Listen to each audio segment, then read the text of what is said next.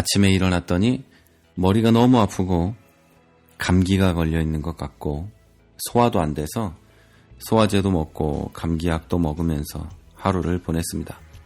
별거 아닌 소화불량, 감기 이런 거지만 그게 사람을 굉장히 불편하게 하네요. 사람 사는 게 다 그런 것 같습니다. 큰 거 아니고 별것도 아닌 것들이 인생의 걸림돌이 되기도 하고 불편함을 가져오기도 합니다. 반대로 큰 것도 아니고 별것도 아닌 것들이 우리 인생의 기쁨이 되기도 하죠. 그런 것처럼 이 방송이 여러분에게 큰 것도 아니고 별것도 아니지만 기쁨이 되었으면 좋겠습니다. 여긴 프라하고요. 저는 최문기 목사입니다. 지금까지 앞부분을 시작할 때 좀 지루하다는 생각이 좀 들었었는데요. 그래서 그냥 반도 안 되게 확 줄여버렸습니다. 어떠신지 모르겠어요. 좀 그리고 밝고 명랑하게 이 시작을 한번 해보려고 앞부분을 좀 바꿨습니다. 오늘 제가 여러분과 함께 나누고 싶은 이야기는 이 사랑에 대한 이야기입니다. 너무 많이 들어서 별로 감동도 없을지도 모르고 정말 많이 교회들에서 이야기해서 그냥 식상한 그냥 또 그 얘기네? 라고 뻔한 얘기네? 하고 넘어갈 수 있는 그런 얘기 오늘 하려고 합니다. 우리는 연말이 지나면서 또 연초가 되면서 그런 생각들을 했을 겁니다. 또 어떤 결심을 했겠죠. 말하자면 이웃을 사랑할까? 사랑해야지. 그동안 하지 못했으니까 이제 정말로 사랑해야지. 회사 안에 있는 직장 동료들, 아니 회사 안에 있는 내 아랫사람들, 윗사람들 다 사랑해야지. 가정에 있는 우리 가족들 사랑해야지. 매일 스치는 모든 사람을 사랑해야지. 이렇게까지 결심을 한 분도 있을 겁니다. 그런데 그런 결심을 한 이유가 대부분 이런 이유일 겁니다. 성경에 내 이웃을 내 몸과 같이 사랑하라 라는 이야기 때문에 그런 결심을 했으리라고 생각합니다. 일평생에 부담이지 않았을까요?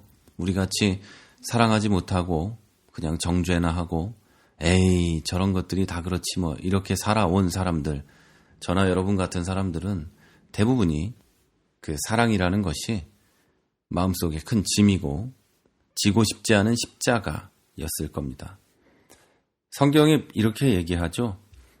로마서 13장 9절부터 10절에 보면 이런 얘기가 있어요. 좀 제가 우리말 성경으로 쉽게 얘기하자면 간음하지 말라, 살인하지 말라, 도둑질하지 말라, 탐내지 말라.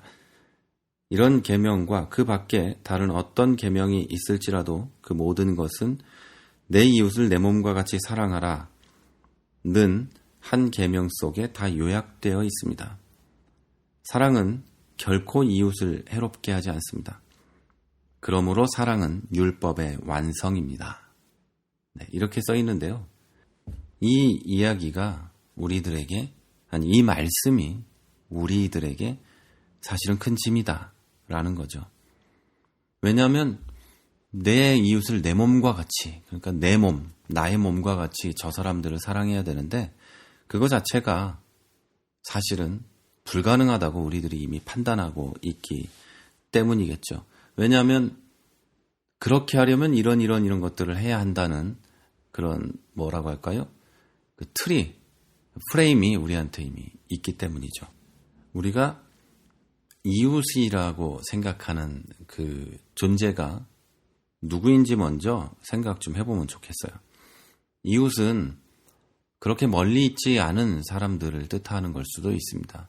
물론 집 밖에 있는 어떤 사람들, 저기 있는 어떤 사람들을 뜻할 수도 있지만 우리같이 보통의 사람들에게 가장 가까운 이웃은 내 가족, 내 친구와 같을 겁니다. 가장 가까운 이웃이 그들인 거죠. 그리고 우리는 대부분 그들을 위해서 많은 고민과 생각을 하고 결정을 합니다. 그런데 이상하죠. 가끔은 우리가 그 고민을 하고 생각하고 그들을 위해서 생각하고 결정하는 그 모든 것들이 어쩔 때는 가끔은 그들을 해롭게 만들 때가 있습니다.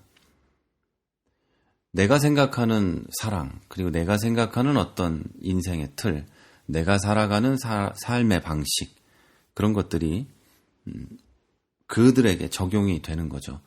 다시 말해서 내가 생각할 때는 이렇게 하는 것이 그에게 이롭다고 생각하고 그게 사랑의 표현이라고 생각할 수 있지만 그 사람은 그게 아닐 수 있다는 거죠. 그에겐 그게 해로운 거가 될 수 있다는 거죠.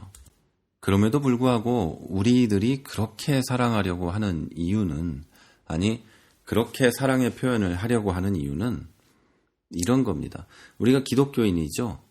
기독교인으로서 사랑은 이런 것이다 라는 생각이 있어요. 그래서 나의 방식으로 그렇게 사랑을 하게 되는 거죠. 그런 걸 보고 저는 이렇게 정형화된 사랑이라고 이야기합니다. 그리고 성경에서는 율법적인 사랑이다 라고 이야기하죠. 이런 것이 사랑이다 라는 이야기를 정말 많이 듣고 살았기 때문이죠. 제가 조금 전에 이야기한 대로 우리는 성경을 통해서, 교회 생활을 통해서, 신앙 생활을 통해서 어떤 것이 사랑이다라는 것을 배워왔습니다. 그러나 그렇게 사랑하기는 굉장히 어렵기 때문에 우린 못한다라고 생각을 하고, 또는 연초가 되거나 어느 계기가 있을 땐 피나는 노력을 하겠다, 그렇게 사랑을 하겠다라고 생각을 하고 결단을 하지만 그렇게 하기는 참으로 정말로 어려운 거죠. 그러다 보니까 사랑을 하려고 하는 나도 괴롭고 사랑을 받고 있는 우리 가족들 또 친구들도 괴로운 거죠. 그것이 우리들이 하는, 일반적인 사람들이 하는 이 사랑의 방식이고, 그렇게 했을 때 상대방은 힘들고 괴롭게 될 때가 많이 있는 거죠. 이 성경은 이렇게 얘기합니다. 아까도 얘기했죠. 내 이웃을, 그러니까 가족이나 형제나 이웃들을 네 몸과 같이 사랑하라, 이렇게 얘기해요. 내 몸과 같이 사랑하면 되는 겁니다. 여러분의 몸과 같이 사랑하면 되는 거예요. 여러분의 몸처럼 옷을 입히라는 뜻이 아니고, 여러분이 여러분 몸을 다루듯이 그렇게 깨끗하게 관리해 주라는 뜻도 아니고, 여러분이 여러분 몸을 관리하듯이 그렇게 쉬게 하라는 뜻도 아니라, 여러분 몸을 생각하는 것처럼 사랑하라는 거죠. 내가 나를 사랑하는 방식은 율법적이지도 않고 정형화되어 있지도 않습니다. 그저 내 마음을 편하게 하고 내 몸을 편하게 만드는 것이 내 자신을 사랑하는 방법이죠.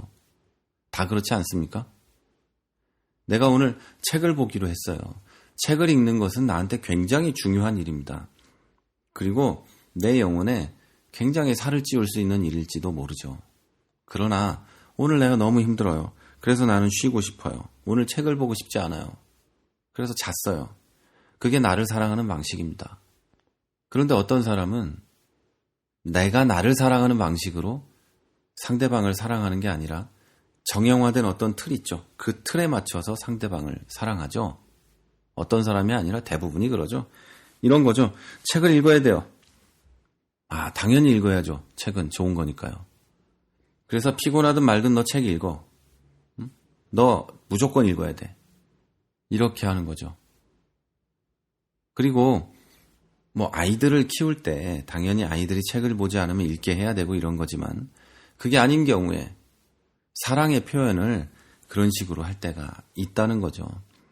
나의 방법과 나의 생각에 맞추어서 그 사람이 나처럼 되면 편안할 거라는 생각을 가지고 내 사고방식을 그에게 이야기하는, 이게 우리의 사랑의 방식이었다는 거죠.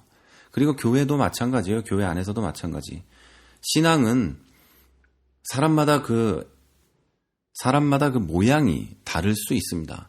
어떤 사람은 새벽 기도를 해야지만 자기가 신앙생활 하는 것 같고 행복하고 하나님 앞에 드려지는 것 같은 분들이 있습니다. 그러나 저는 그렇지 않거든요. 저는 밤에 10시나 9시에 자는 사람이 아닙니다. 그 시간이 되면 조금 졸리긴 한데 그것만 넘기면 오히려 똘망똘망해지고 그 시간에 굉장히 생산적인 일을 하는 사람이죠. 그래서 새벽 4시에 일어나는 건 저한테는 굉장히 힘든 일이죠. 그러니까 제가 9시쯤 자고 새벽 4시에 일어나고 이렇게 하면 저는 굉장히 그 생산적인 일을 할 수 있을 것 같지만 그렇지 않은 사람이라는 거죠. 그런데 교회들이 그런 걸 강요합니다. 무조건 맞다. 이게 맞다. 이게 맞다. 이런 식으로 강요하게 되죠. 새벽 예배가 나쁘다는 뜻이 아니고 저의 생활 방식과 체질에는 맞지 않다. 이런 얘기를 하는 겁니다. 또 이런 게 있어요. 어떤 사람은 1년에 성경을 한 번 봅니다. 정독을 하며 읽어가죠. 그런데 어떤 사람은 1년에 성경을 한 번 보는 게 아니라 한 달에 한 번씩 막 이렇게 읽어버린 1년에 12번씩 읽어요. 그러나 이 둘에는 차이가 있는 거죠. 성경을 많이 여러 번 다독하는 거나 성경을 한 번 정독하는 거나 저는 차이가 없다고 보거든요. 각자 신앙의 방법이죠. 그런데 이런 걸 자꾸 이게 맞아 하는 거죠. 그걸 마치 사랑인 것처럼 생각하죠. 저는 우리 교회에서 우리 성도님들에게 어떤 해결책을 제시해 줄 수도 있죠. 저에게도 제 방법이 있으니까. 그러나 성경에 써 있는 이야기, 정확한 그 진리 말고는 이렇게 하십시오, 저렇게 하십시오를 잘하지 않습니다. 왜냐하면 그들이 기도하고 그들이 말씀을 읽고 그들이 설교를 통해 깨달아 자기의 길을 가야 하는 게 맞기 때문이죠. 제가 성경을 해석해서 그들에게 전하지만 그들도 자기 삶과 신앙의 길을 결정할 뭐라고 하죠? 권리가 있고요. 권리보다 더 큰 의무가 그들에게 있기 때문이죠. 그래서 목사지만 그 모든 걸 결정하고 이렇게 해야 됩니다. 저렇게 해야 됩니다. 이렇게 말하지 않는 겁니다. 여러분, 내 이웃을 내 몸과 같이 사랑하는 방법은 이런 거예요. 내 몸을 편하게 만드는 것이 내 자신을 사랑하는 거죠. 내 마음을 편하게 만드는 것이 내 자신을 사랑하는 방법이죠. 성경에 얘기하기를 네 이웃을 네 몸과 같이 사랑하라 했다는 건 내 몸을 아끼듯이 사랑하라는 뜻입니다. 그 뜻은 내가 나를 편안하게 만드는 것처럼, 내가 나를 쉴 수 있게 만들어주는 것처럼, 내가 내 마음이 편안하길 바라는 것처럼 내 이웃도 그렇게 해줘야 되는 거예요. 다시 얘기하지만 이제 예수를 처음 믿고 양육되어 가는 사람들을 두고 말하는 것도 아니고요. 그들은 어느 정도의 정답을 알아야 될 필요가 있죠. 그 얘기도 아니고 아이들을 양육할 때 하는 그런 얘기도 아니에요. 물론 당연히 가르쳐야 될 건 가르쳐야죠. 이거는 내 이웃, 내 사랑하는 남편과 아내, 나의 부모님, 내 형제자매, 내 친구들, 이런 사람들을 두고 얘기하는 겁니다. 여러분, 내 이웃을 내 몸과 같이 사랑하는 것은 그들에게 뭘 해주는 것보다 내 마음을 편하게 해주는 것처럼 그들의 마음을 편하게 해주고 내 몸을 편하게 해주는 것처럼 그들의 몸을 편하게 해주는 겁니다. 그게 그들에게 해롭지 않은 겁니다. 맞지 않는 부분이 있다 해도 그가 편안하다면 그를 이해하고 받아들이는 거, 편안하게 해주는 거, 그에게 맞지 않는 일이라면 강요하지 않는 거, 아무리 좋은 것이라도. 어떤 사람은 수억 원짜리 스포츠카를 타고 다니면 편안함을 느끼겠지만 저 같은 사람은 수억 원짜리 스포츠카를 저한테 주면 그 불편해서 못 타고 다닐 거예요. 기름값도 주고 뭐 다 한다 해도 우리 교회가 막 돈이 엄청 많아져가지고 우리 성도님들이 목사님 더 늙기 전에 스포츠카 한번 타시죠. 이래도 저는 그거 불편해서 타지 못할 거예요. 그런데 그게 맞는 분들도 있는 거죠. 자, 이런 것이 내 이웃을 내 몸과 같이 사랑하는 방법입니다.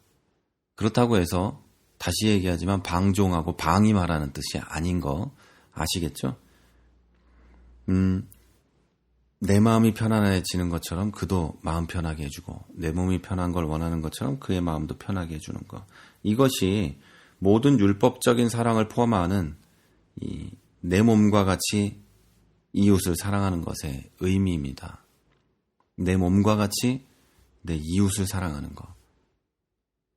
여러분, 오늘도 가족과 친구들을 사랑하십시오. 여러분의 몸과 마음처럼 사랑하십시오. 저도 그렇게 할 수 있도록 노력하고 또 기도하고 하나님의 인도하심과 역사하심을 구하도록 하겠습니다. 지금까지 프라하에서 최문기 목사였습니다.